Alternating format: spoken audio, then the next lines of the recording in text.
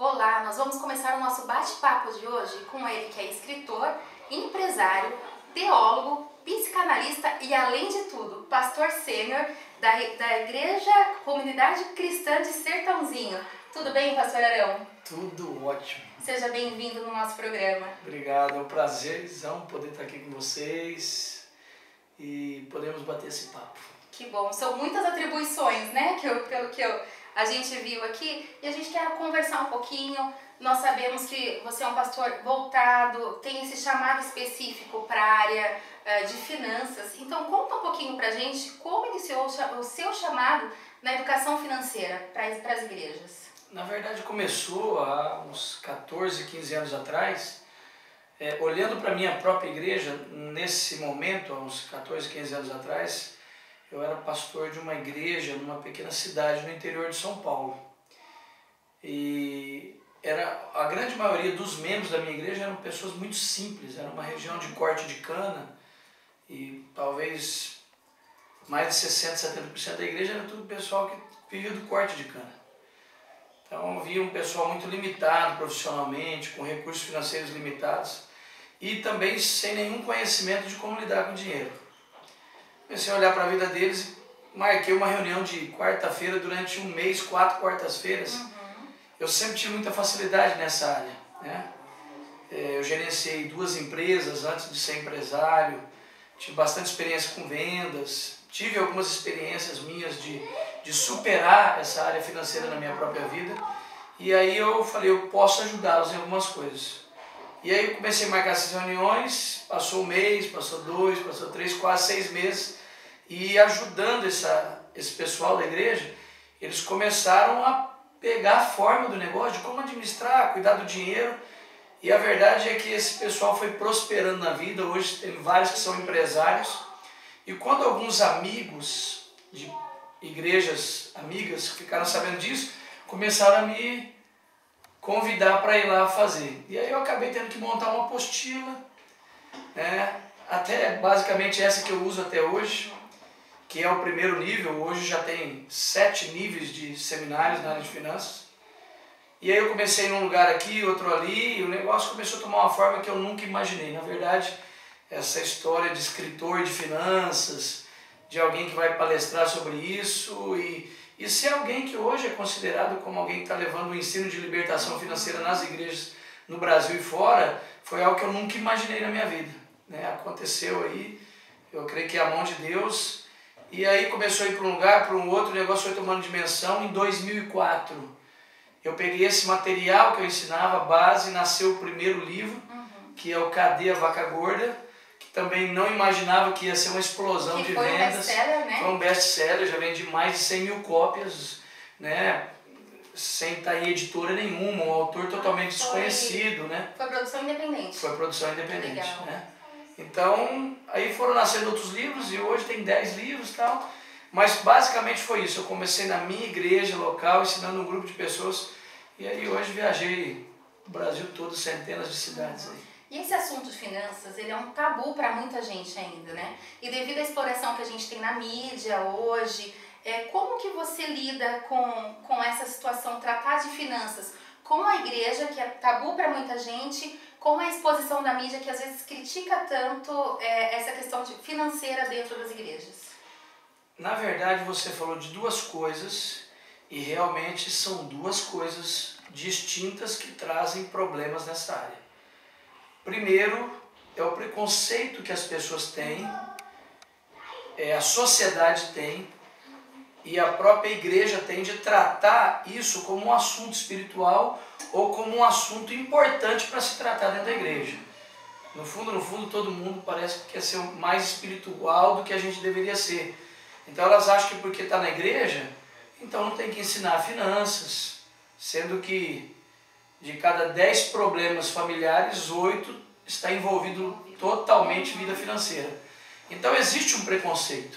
Por outro lado, existe também um forte abuso, né, nessa área de finanças por parte de alguns segmentos evangélicos, né, uma exploração em cima disso.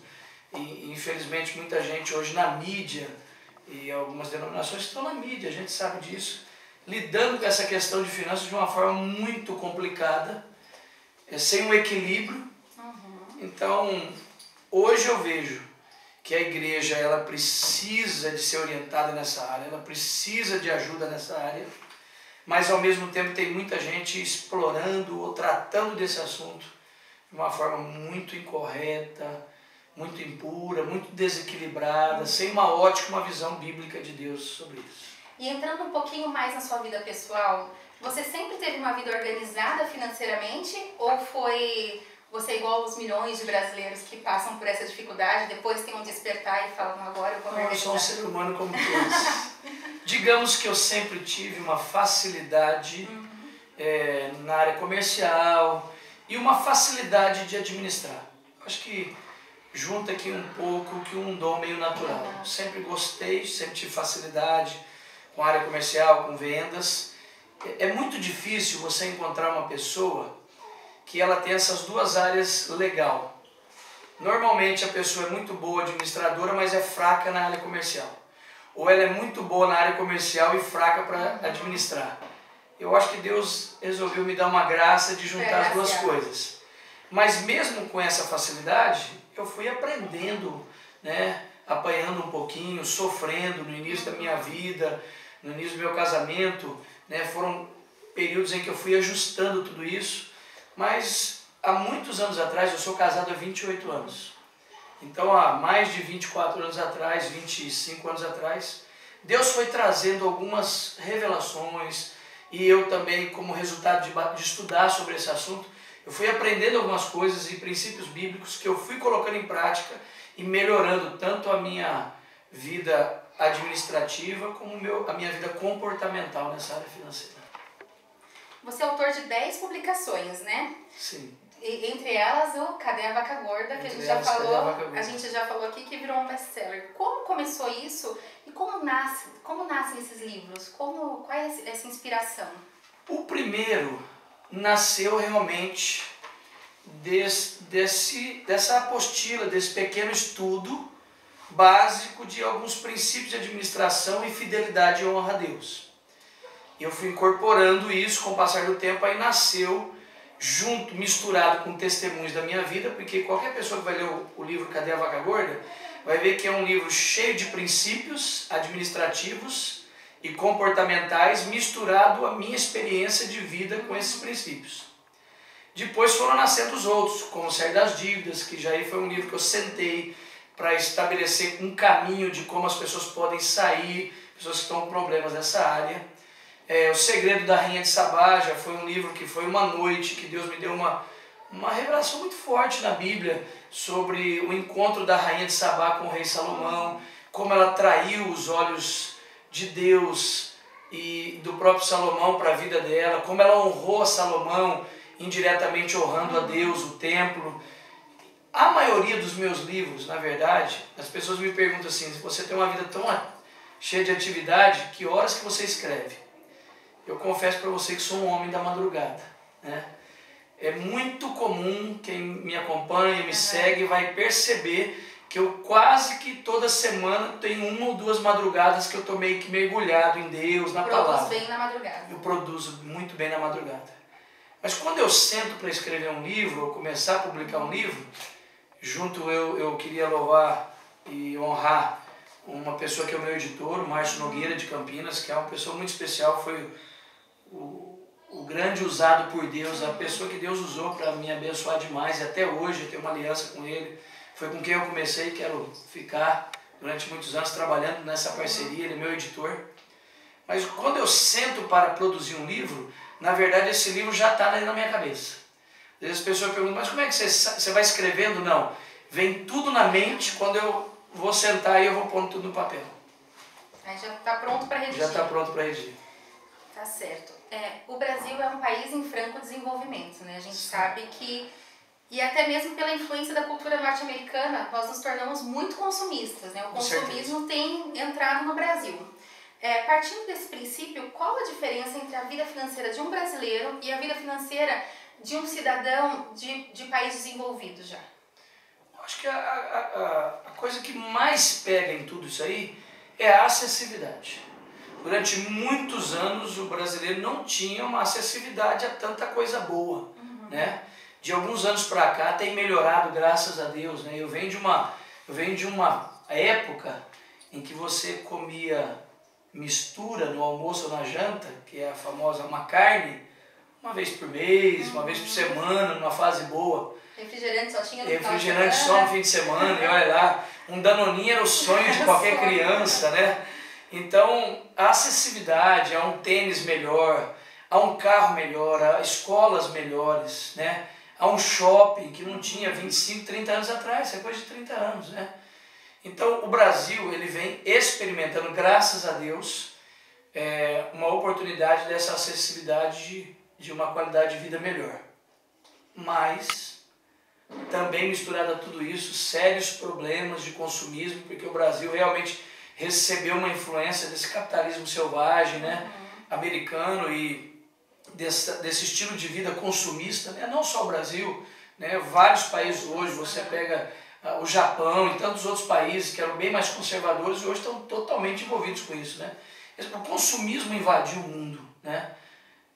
As pessoas hoje são muito consumistas. Somos filhos do capitalismo, né? Somos filhos do capitalismo. Você respondeu tudo, né? Você pega uma criança hoje, na minha época, uma criança, um pré-adolescente, um adolescente ia comprar alguma coisa, ele dava o dinheiro. Ele pegava um produto e aí a sensação que ele tinha é que alguma coisa ia embora, né? Hoje está todo mundo com cartão de crédito. Então ele põe o cartão na maquininha, tira, volta com o cartão, parece que não ficou não foi nada embora, ainda vem com alguma coisa. Então isso só está gerando uma geração que não tem... Hoje nós estamos gerando uma geração de adolescentes que não tem medo de consumir muito mais do que a nossa geração. Né? E é um risco, né? Por sermos um país emergente, acho que a pessoa, quando ela começa a emergir, ela começa a sentir alguns riscos. Diferente de quem já vive embaixo de uma administração, ou com pouco dinheiro, ou com mais dinheiro. Qual é o risco de sermos um país emergente, assim, para nós, para o cidadão de um país emergente, para as pessoas que estão ganhando mais dinheiro, estão tendo acesso mais às coisas? Qual que é o risco? Eu vou usar um chavão, uma explicação meio caipira lá de perto da minha terra. Os mineiros gostam de falar muito isso, né? O cara que nunca viu uma goiabada, quando ele vê uma goiabada na frente, ele vai lá e não consegue comer um pedacinho, ele já sai se melando todo. Então o grande problema dos emergentes é que ele nunca teve acesso a algumas coisas. E aí agora que ele começa a ganhar um pouco de dinheiro, ele na verdade assim, é como se você pega uma garrafa de vinho, em vez da pessoa tomar um gole, ele já quer tomar 5 garrafas de vinho, né? Então no fundo as pessoas estão se embriagando com dinheiro, com um momento da vida que ele está ganhando mais, ele não consegue, peraí, eu comecei a ganhar mais, mas deixa eu ir devagar. Então o grande perigo para mim dos emergentes é esse embriagar com esse novo momento que ele tem de ter condições de acessibilidade a coisa que ele não tinha antes. Né? Que é o grande risco, né? Pastor, então deixa uma mensagem, uma dica de ouro para nós aqui da Shalom, para todas as pessoas que vão assistir essa entrevista. Eu vou deixar uma dica de ouro. E são muitos princípios, dezenas de princípios. Se começar a ler meus livros e ouvir minhas ministrações, você vai perceber que eu acredito que não existe uma coisa só que muda a vida financeira ou torna alguém próspero. Ainda que eu acredito que prosperidade não é só dinheiro. Prosperidade é ter uma vida espiritual equilibrada, emocional, ter uma família equilibrada, ter uma vida profissional que você está fazendo aquilo que você ama, porque não adianta ter dinheiro e você viver a vida inteira fazendo o que você não gosta, não ama. Ser um próspero é ser uma pessoa de bons relacionamentos. Também alguém que tem uma vida financeira equilibrada. Para a gente ter uma vida financeira equilibrada, são vários princípios. Honrar a Deus, administrar bem, gastar menos do que se ganha. Mas eu vou dar para vocês o meu maior segredo de enriquecimento. Há 24 para 25 anos atrás, eu comecei a praticar o princípio da quinta parte. Numa madrugada na minha casa, lendo o livro de Gênesis, quando o rei Faraó tem um sonho das 7 vacas gordas e 7 vacas magras, das espigas, E quando José chega e interpreta aquele sonho dizendo que é um período de 7 anos bons, depois viria seguido um período de 7 anos ruim. E o rei Faraó entende que aquilo era um discernimento de um sonho real. E José diz para ele, eu tenho um plano econômico. Na verdade, José se apresenta como um ministro da economia. E ele diz assim, olha, vamos guardar a quinta parte, ou seja, 20% de tudo que nós ganharmos daqui para frente nos próximos 7 anos. E quando vencer os 7 anos, nós vamos estar tão capitalizados, tão bem estruturados, que nós nos tornaremos maiores na crise do que agora. Então, há 25 anos aproximadamente, eu comecei a guardar a quinta parte. E eu posso testemunhar para você que isso me enriqueceu muito. E eu quero deixar esse princípio para você. Aprenda a fazer fundo de reserva. Se eduque a gastar menos do que você ganha e guardar para emergências e até para o seu enriquecimento, lembrando que uma das características de um homem de Deus é que ele deixaria herança aos filhos e aos filhos dos seus filhos. Que precioso. Muito obrigado, pastor. Obrigado. Nós falamos aqui então com o pastor Arão Henrique Xavier. Pastor, deixe seus contatos para nós. Meu contato é www.institutoprospere.com. Se você entrar na internet, no Google, por lá, Arão Xavier, você já vai encontrar lá muita coisa sobre a minha pessoa. Que Deus abençoe vocês, que Deus te prospere e que quando você estiver muito próspero, lembra-se que um dos melhores lugares para você depositar uma parte da sua prosperidade é no reino de Deus, porque esse é o grande segredo também de honrar a Deus. Tchau, tchau e até a próxima.